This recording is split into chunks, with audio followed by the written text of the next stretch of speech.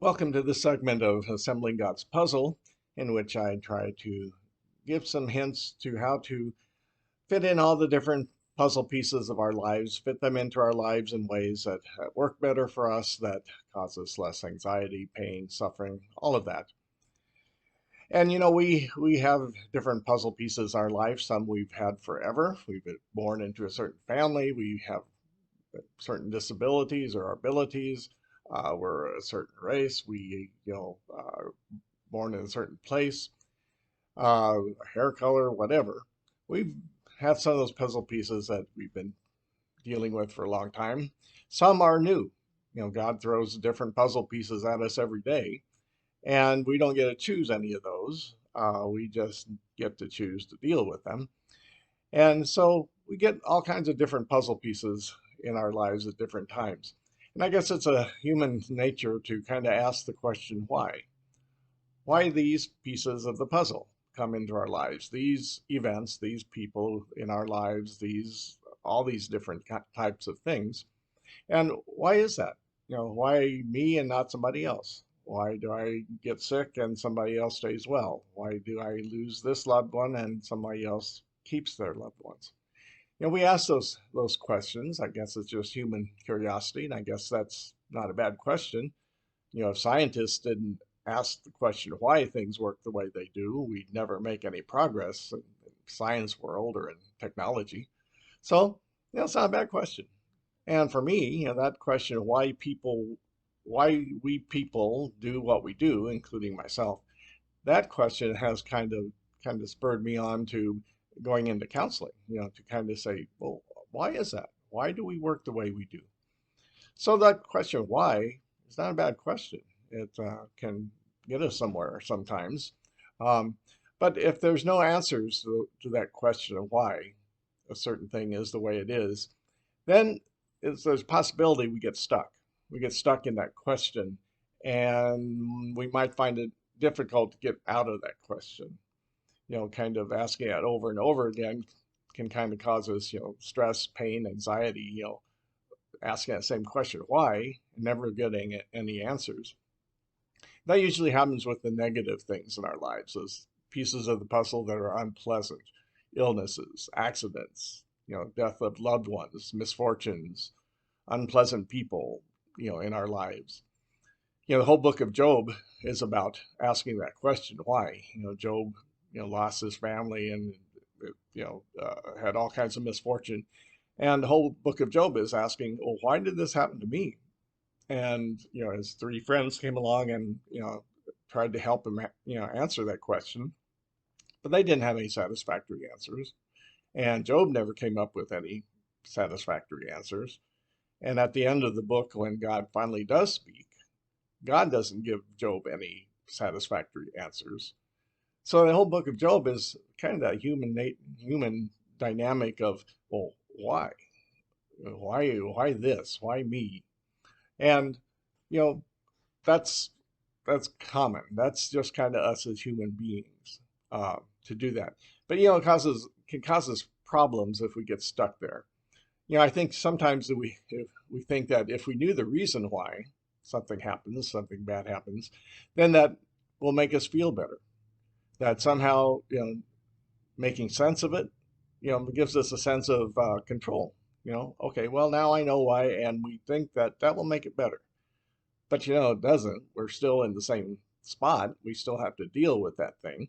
But I think there's some thinking there. We kind of think that maybe. And maybe it also, we think if we knew why something happened, that would kind of ease our fear that things aren't just a crapshoot, that life isn't just a flip of a coin, that that that's not the case, that there's some rhyme and reason to this reality if we can make sense of it. But unfortunately, our minds aren't big enough, or we can't see far enough to understand all the reasons why. So we're kind of left with that unsatisfactory, answer of, well, we don't know. And that fear that things are a crapshoot is still there. So, that's, getting stuck in that question, why? It's kind of like being on a hamster in that the wheel in the cage, just running, and never getting anywhere. And it wears us out. It wears us out. It tires us. All that energy we put into asking the question, and we go round and round. And why is that? Well, I don't know. Well, it shouldn't be there. Well, it is, but why? Well, I don't know. Then, et cetera, et cetera, et cetera. And people, you know, up the stress and anxiety to high levels when they're stuck in that question. And that's, maybe that's one of the reasons to put that question aside a little bit. Why it's good for us to do that. First of all, because, it feels bad. It feels bad. It wears us out. It just doesn't feel good to kind of be caught in that question of why. So that's one reason we might consider putting that question aside a little bit. Another reason is that it doesn't help us deal with the situation. Asking that question, or even knowing the question answer to the question, doesn't help us deal with the situation. Doesn't help us deal with that car accident that we were in, or that difficult person that's in our lives. It doesn't help us deal with it. We're still in the same spot, and we still have to kind of do something with that. So knowing why, or asking a question why, doesn't help us with the situation anyway. So that's another reason why, maybe putting it aside, we might be up for that. Another reason is that, that asking a question uses all our energy. It uses all of our emotional energy, or psychological energy, physical energy, and we're left with not much energy to deal with the situation itself. And so, it just, on a logical, rational basis, equation, if you use that energy to ask the question why, well, you don't have energy to deal with this situation. So that's another reason maybe we might be up for putting the question aside a little bit, so we can use that energy to deal with the situation. So what do we do instead of asking the question why? Well, we can, first of all, I think we need to accept the fact that we will be asking that question, because we are human. We'll be asking the question why.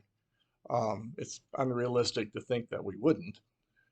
But to kind of keep tabs on that, and kind of recognize when we are caught in the hamster wheel, the gerbil wheel, going round and round. And, to ask the question, and if there's some answers, great. Use that, learn from those. If there are no answers, then, okay, maybe, time to do something else. And what is that something else? Well, you can ask the question, what now? That's a different question. What now? Given the situation as it is, we don't know why the situation is as it is, but what now? You're more apt to find some answers to that question rather than why, because those answers will come from you. I will choose to do this with this situation, and that is what now. That's more constructive, more satisfying, and it gets us somewhere. And it's also good just to ask yourself, if knowing why, would that help with the situation? Just ask yourself that question. Well, probably not. 9 times out of 10, just because I know why the situation is the way it is, doesn't have any effect on kind of what I'm going to do. It's not going to help me much. I still have to deal with it. So those are some things to maybe, get a little bit off that question of why. And finally, it's as with all things, we have to draw on our faith, trust in God, that God's at work somehow. All of our life, there's lots of things in our lives we haven't known the reasons why, but God's gotten us here. So if God did that in the past, then God will probably be doing that in the future. So we have to trust, we have to draw on our faith, and trust that God's at work somehow. And the future, God will be taking care of that. So I hope this has been a little bit helpful in kind of getting away from the question of why, and not getting caught up in that. and to kind of help out and to figure out how to go forward. So God bless.